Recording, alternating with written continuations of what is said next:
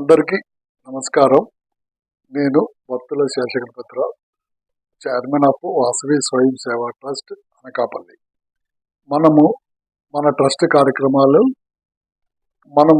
ప్రతి సంవత్సరము జనవరి నెల నుండి సంక్రాంతి కానుకల రూపంలో 108 మందికి నిరుపేద కుటుంబీకులకు సంక్రాంతి కానుకలుగా వారికి నెలకి సరిపడే ఆహార పదార్థాలు, సరుకులన్నీ కూడా వాళ్ళకి అందించడం జరుగుతుంది.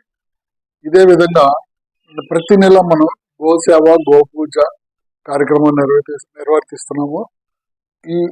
ఈ గోపూజ కార్యక్రమంలో మన ట్రస్ట్ మెంబర్లు ప్రతి నెల పౌర్ణమి నాడు 10 మంది 20 మంది ఫ్యామిలీస్ కలిసి గోవును పూజించుకొని మనం గోవుకి కృతజ్ఞతా భావం తెలుపుకుంటున్నాము. ఇది ప్రతి నెల మనం చేసే కార్యక్రమాలు. ఇక దైనందిన కార్యక్రమంలో మనం నిత్యాన్నదానము గత 2 సంవత్సరాలుగా, అంటే ఈ రోజుకి 683 రోజు కార్యక్రమం నిత్యాన్నదానం జరుగుతుంది. ప్రతిరోజు కూడా తక్కువలో తక్కువ 50 మందికి మనం భోజన ఏర్పాట్లు చేస్తున్నాము. ఇవన్నీ కూడా మన ట్రస్ట్ సభ్యులు, మన ట్రస్ట్ దాతలు వీళ్ళందరి సహకారంతో మనం నిర్విఘ్నంగా నిరంతరంగా చేస్తున్నాము. ఈ కార్యక్రమాలతో పాటు మనకి సేవలు అందించిన మనం ఒక సమయం తీసుకున్నాము.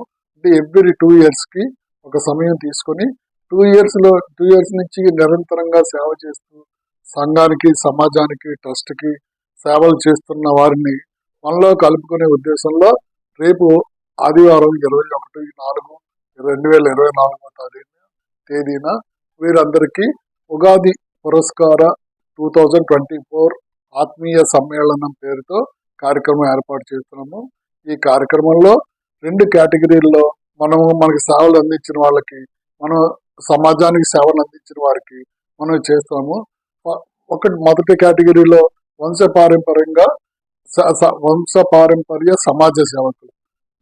ఈ కేటగిరీలో మన తండ్రులు, తాతలు నుంచి సేవే ధ్యేయంగా పెట్టుకొని మనకి అదే బాటలో ఆచరించేట్లా చేసిన మన తల్లిదండ్రులని, తాతలే ఒకసారి స్మరించుకునే కార్యక్రమంగా వంశపారంపర్యంగా వారికి అవార్డు అందించడం జరుగుతుంది. ఇది కాకుండా మనకనే కాదు, సమాజంలో కావాల్సిన ఏ సేవా కార్యక్రమం అంటే రక్తదానం కానివ్వండి, లేకపోతే మనము 2 కేటగిరీలుగా ఇస్తున్నాము. మొట్టమొదటిది వంశపారంపర్య కేటగిరీ. దాంట్లో సమాజ సేవకులుగా తీసుకుంటున్నాము. తల్లి, తండ్రి ఇచ్చిన శిక్షణని, గురువులు ఇచ్చిన శిక్షణని ఆధారంగా చేసుకొని సమాజానికి సేవ చేస్తున్నవారు. ఇందులో 5 రంగాల్లో మనం ఇస్తున్నాము. 1 వైద్య రంగము, తర్వాత విద్యారంగము, సాహితీ రంగము, భక్తి రంగము, సమాచార రంగము. వీటిల్లో ఈ 5 రంగాల్లోని మనమే కాదు, మన తల్లి తండ్రులు ఇచ్చిన సుశిక్షణతోటి చేసే వాళ్ళందరికీ మనం ఆ అవార్డులు అందిస్తున్నాము. ఇది ఇంకా 2వ కేటగిరీ వచ్చేటప్పటికి సమాజ సేవకులు అనే కేటగిరీ ఇస్తున్నాము. దీంట్లో అందరూ ఇంకా ఈ రంగం అని, ఆ రంగం అని లేకుండా ఏ రంగానికైనా మేము సేవ చేయడానికి ముందుకు వస్తాము అన్న కేటగిరీలో అసలు 2వ కేటగిరీ తీసుకున్నాము. అందులో కూడా మనం విశిష్ట సేవా రంగము అని ఒకే కేటగిరీ. భక్తి రంగంలో నిరంతరం ఉన్నారంటే అందులో కూడా భక్తి రంగంలో వరకే సమాజ సేవకులుగా తీసుకుంటాము. అన్ని కేటగిరీలు కలిపిన వాళ్ళని విశిష్ట సేవా సమాజకులని తీసుకున్నాము. ఈ రకంగా 2 కేటగిరీల్లో మన సభ్యులను మనమే గౌరవించుకుంటున్నాము. ఇది ఆత్మీయ సమ్మేళనము.